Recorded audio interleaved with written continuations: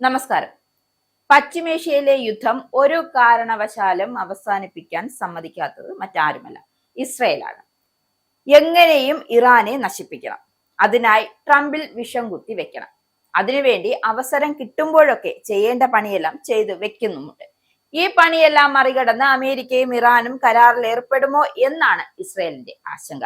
ഈ വിഷയത്തിൽ American president Donald ട്രംപിന്റെ തീരുമാനങ്ങളെ സ്വാധീനിക്കാൻ ഇസ്രയേലിന് നിലവിൽ പരിമിതമായ അവസരമേ ഉള്ളൂ എന്നാണ് പ്രധാനമന്ത്രി ബെഞ്ചമിൻ നെതന്യാഹുവിന്റെ വാദം. അതായത് ഇറാനിലെ ആണവ ഭീഷണികൾ പൂർണ്ണമായും ഒഴിവാക്കാത്ത കരാറാണ് ഉരുത്തിരിയുന്നതെന്ന ആശങ്കയാണ് ഇപ്പോൾ ഇസ്രയേലിനെ പിടികൂടിയിരിക്കുന്നത്. വെടിനിർത്തലും ഹോർമൂസ് കടലിടുക്ക് തുറന്നു നൽകലും ഉൾപ്പെടുന്ന കരാർ വ്യവസ്ഥകൾ ഇസ്രായേലിന്റെ സുരക്ഷാ താൽപര്യങ്ങൾ സംരക്ഷിക്കില്ല എന്നാണ് ഇസ്രയേലി വൃത്തങ്ങൾ അഭിപ്രായപ്പെടുന്നത്.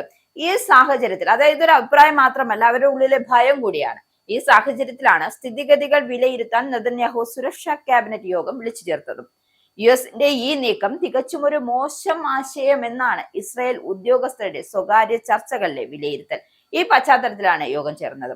യുഎസ് പ്രസിഡന്റ് ഡൊണാൾഡ് ട്രംപിനെ പരസ്യമായി വിമർശിക്കുന്നത് നെതന്യാഹു ഒഴിവാക്കുന്നുണ്ട് എങ്കിലും വാഷിംഗ്ടന്റെ തീരുമാനങ്ങളിലും ഇറാനുമായുള്ള ചർച്ചകളിലും തനിക്ക് പരിമിതമായ സ്വാധീനം മാത്രമേ ഉള്ളൂ എന്ന് പറഞ്ഞു വെക്കുകയാണ്. എന്തായാലും നിലവിലെ കരാർ രൂപരേഖ അനുസരിച്ച് ഇറാന്റെ ആണവ പദ്ധതിയെക്കുറിച്ചോ അവരുടെ പക്കലുള്ള സമ്പുഷ്ടീകരിച്ച യുറേനിയം ശേഖരത്തെക്കുറിച്ചോ ഉള്ള ഇസ്രായേലിന്റെ പ്രധാന ആശങ്കകൾക്കൊന്നും പരിഹാരമാകുന്നില്ല. അതുതന്നെയാണ് ഇവർ മുന്നോട്ട് വെക്കുന്ന പ്രധാന പ്രശ്നം. മറുവശത്താകട്ടെ, ലെബനിലെ വെടിനിർത്തൽ ശക്തമാക്കാൻ ഇറാൻ സമ്മർദ്ദം ചെലുത്തുമ്പോഴും ഇസ്രായേൽ സൈന്യത്തിന് നേരെയും വടക്കൻ അതിർത്തി ഗ്രാമങ്ങൾക്ക് നേരെയും ഹിസ്ബുള്ള ഡ്രോൺ UAV ആക്രമണങ്ങൾ ശക്തമാക്കുകയാണ്.